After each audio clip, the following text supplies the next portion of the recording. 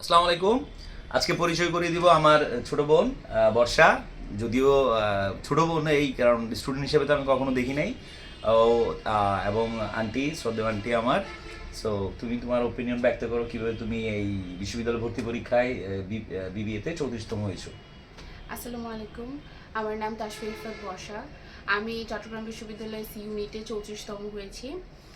আমার জার্নিটা আসলে শুরু হয়েছে ভাইয়া থেকে। একদম আমি ভাইয়ার ছোট 9-10 থেকে যখন থেকে ছিল তখন থেকে স্টুডেন্ট শুরু থেকে। সো ভাইয়ার হাত ধরেই আসলে সব কিছু শুরু।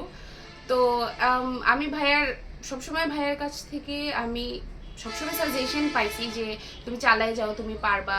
ভাইয়া সবসময় হেল্প করতো। ভাইয়া আছে, ভাইয়ের ছোট ভাই খায়রুল ভাইও আমাকে অনেক হেল্প করতো। সো অ্যাডমিশন জার্নিতে আমি ইন্টার ওনাদের কাছে পড়েছি। সো তখন থেকে ওনারা আমাকে অ্যাডমিশনের জন্য পুশ করতো যে তুমি এখন থেকে প্রিপারেশন নাও, তুমি করতে পারবা। সো আমি তখন থেকে আমার টুকটাক প্রিপারেশন নেওয়া ছিল। আলহামদুলিল্লাহ ভাইয়া খুবই ভালো ইংলিশ পড়ে। আমি ভাইয়ের কাছে ইংলিশটা আমি খুব ভালো আয়ত্তে করতে পারছি। সো আমার মনে হয় ওই দিক থেকে আমার একটা প্লাস পয়েন্ট ছিল। আর আমার হোল জার্নিতে আমার সবচেয়ে বেশি আমাকে হেল্প করছে আমার মা। আমার মা ছাড়া জিনিসটা কখনোই আমার জন্য পসিবল হইতো না। আমি মানে একদম সব কিছু আমি আমার দিক থেকে স্ট্রাগল করে গেছি, কিন্তু আমার সব কিছু হ্যান্ডেল করা ছিল আমার মা।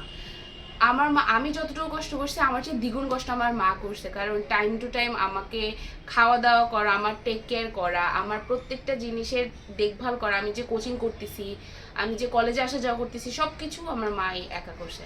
সো আমার মার প্রতি আমি খুবই গ্রেটফুল। অ্যান্ড আমি খুবই গ্রেটফুল আল্লাহ সুবহানাহু তাআলার প্রতি। কারণ আমি আমার বড় ভাই, আমি ওনাকে কখনো টিচার হিসেবে দেখি না, আমি সবসময় বড় ভাই হিসেবে দেখছি, অ্যাজ উনি আমার কোনো ছোটো বোন মানে। সো আমি ওনাদের আশা পূরণ করতে পারছি, এটাই আমার জন্য সবচেয়ে বড় পাওয়া। অ্যান্ড ইনশাআল্লাহ সামনেও আমি আরও ভালোভাবে নিজেকে প্রেজেন্ট করার চেষ্টা করব, যেন আমার মধ্যে যতগুলো পটেনশিয়াল আছে সবগুলো যেন আমি আরো ভালো করে শো করতে পারি। আলহামদুলিল্লাহ। যদিও আমি তোমাদের ফ্যামিলি টিচার, ইয়া উনি আমাদের ফ্যামিলি। এই যেমন জয়া চিটং ইউনিভার্সিটিতে ফার্মেসিতে আছে, 84তম হয়েছিল না। তারপর হচ্ছে যে এখন কে লাইন আপ, কে এখন আমার কাজিন কে আছে। সো এই এই জার্নিতে তোমার ইংলিশের যে এখানে তো 40টা ইংলিশ। হ্যাঁ অ্যাকচুয়ালি সো ইংলিশটাই অ্যাকচুয়ালি টাফ। তো ইংলিশটাকে তুমি কিভাবে ওইখানে চ্যালেঞ্জগুলো নিছো? যদিও আমি জানি কিভাবে নিছো, তারপরেও তুমি একটু যদি বলো। ওকে। সো ইংলিশটা ভাইয়া শুরু থেকে আমাদেরকে যেভাবে পড়াইতেন, উনি মানে সবসময় চাইতেন যেন আমরা মার্ক টানলে যেন ইংলিশটাতেই আমরা সবচেয়ে বেশি মার্ক টানি, এটাতে যেন আমাদের প্রফিসিয়েন্সিটা যেন সবসময় ভালো থাকে, আমাদের আয়ত্তে থাকে। সো ভাইয়া যেভাবে পড়াইতো তখন ভাইয়ার কাছ থেকে ভাইয়া একদম প্রত্যেকটা প্যাসেজের প্রত্যেকটা ওয়ার্ডের মিনিং সহ বুঝাইতো। সো যেহেতু সি ইউনিটে প্যাসেজ আসতো, তো ভাইয়ার টেকনিকটা ফলো করছিলাম। প্রথমে কোশ্চেনগুলো পড়তাম, জি অ্যাপোজিটিভ, প্রত্যেকটা কোশ্চেন পড়তাম। সিনোনিম, ভাইয়া সিনোনিম অ্যান্টোনিমের উপর প্রচুর জোর দিত যে প্রত্যেকটা ওয়ার্ডের যদি সিনোনিম অ্যান্টোনিম জানা থাকে ইজি হয়ে যায় ওয়ার্ডটা বোঝা। সো ওভাবে ভাইয়ার টেকনিকগুলো একটু ফলো করছিলাম। অ্যান্ড ভাইয়ার সাথে আসলে ভাইয়া প্রথম থেকে ইংলিশের প্রতি খুবই আছিল। আমাকে বলতো যে আমারও ভালো আছে ইংলিশ, আমি যদি একটু চেষ্টা করি আমার আরও ভালো হয়ে যাবে। সো সব কিছু মিলে আসলে এইভাবেই হয়েছে। তো যারা ভবিষ্যৎ স্টুডেন্ট হবে ওদের জন্য যারা ভবিষ্যৎ স্টুডেন্ট আসো, তোমরা যারা কিছু মাস পরেই তোমরা ভার্সিটির জন্য তোমাদের প্রিপারেশন শুরু করবা, তো তোমাদের জন্য একটাই সাজেশন যে তোমরা এখন থেকে যেটা পড়তেছো ইন্টার লাইফে খুব মনোযোগ দিয়ে পড়বা। আর সবসময় তোমরা তোমাদের টিচার আর বড় সিনিয়র ভাইয়া আপুদের থেকে সবসময় সাজেশন নিবা যে আপু আমি কি করব। তুমি যদি কোনো জায়গায় আটকে যাও কখনো হাল ছেড়ে দিবা না। আর সবসময় নিজের সৃষ্টিকর্তার প্রতি, নিজের টিচারদের প্রতি আর নিজের প্যারেন্টসের প্রতি সবসময় শ্রদ্ধাবোধ রাখবা, নিজের উপর বিশ্বাস রাখবা যে আমি পারবো। দিন শেষে সবাই তোমার উপর হাল ছেড়ে দিবে, তোমার আসবে না, তুমি এই করবা ওই করবা, কিন্তু তুমি জানো তোমার মধ্যে কি আছে। সো তুমি সবসময় চেষ্টা করবা, তুমি পারবে। সো এই যে 9 থেকে আমি যে অ্যাডভান্স বা বেসিক ধরে ধরে পড়াইতে হয়, হ্যাঁ, ওইটার জন্য কতটুকু ইফেক্টিভ হয় অ্যাডমিশন টেস্টে?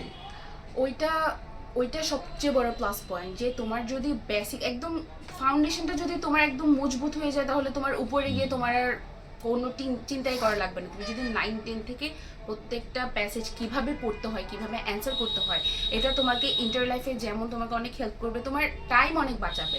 অ্যাডমিশনে আমাদের সবচেয়ে বড় টেনশন থাকে আমাদের টাইমের মধ্যে অ্যান্সার করা, কারণ অ্যান্সার কম বেশি সবের পারে, তো টাইমের মধ্যে। সো তুমি যদি 9-10 থেকেই করতে পারো তাহলে জিনিসটা তোমার জন্য আরও হেল্পফুল হয়ে যায় যে তুমি বড় হয়ে কীভাবে তোমার টাইমগুলো তুমি ইয়া করবো। আর ভাইয়া যেটা করাইতো প্রত্যেকটা প্যাসেজ প্রত্যেকটা লাইন কেউ না বুঝলে উনি বারবার রিপিটেড পড়াইতো। সো আর ভাইয়া অনেক প্র্যাকটিস করাইতো, ভাইয়া অনেক হোমওয়ার্ক দিত, ভাইয়া এখনো সেটা করে। সো এটা যারা করতে পারবে, ভাইয়ার আন্ডারে যারা থাকবে, ইনশাআল্লাহ তোমাদের ইংলিশ নিয়ে কোনো টেনশনই হবে না। শুধু ইংলিশ না, সব কিছুতেই ভাইয়া হেল্প করবে। আর এই যে এসএসসি মনে আছে একদিনে 4টা করে মডেল শেষ করছি। ও ওই ইয়াগুলা যে ভাইয়া যেভাবে দিনরাত লেগেছিল আমাদের পিছনে, আমরাও ভাইয়াকে ওভাবে আউটপুট দিতে পারছে কিনা জানি না, না তবে ইনশাআল্লাহ। ভাইয়া খুবই কষ্ট করছে, ভাইয়া এখনো খুবই কষ্ট করে সবকিছুই আসলে। ঠিক আছে আন্টি, দোয়া করবেন আমাদের অবশ্যই জন্য। দোয়া তোমাদের জন্য। আমি দোয়া করি সাইফুল মানে ওর জার্নিটা যখন থেকে শুরু হয়েছে আলহামদুলিল্লাহ তখন থেকেই মানে যথেষ্ট প্রচারে আছে। আগামীতেও যেন আরো মানে বৃদ্ধি করে, সেটাই আন্টির আশা। আমি দোয়া করি সাইফুল এবং খায়রুল্লাহ দুইজন আরো আগাই যাবে। ধন্যবাদ, সবাই দোয়া করবেন। অনেক ধন্যবাদ।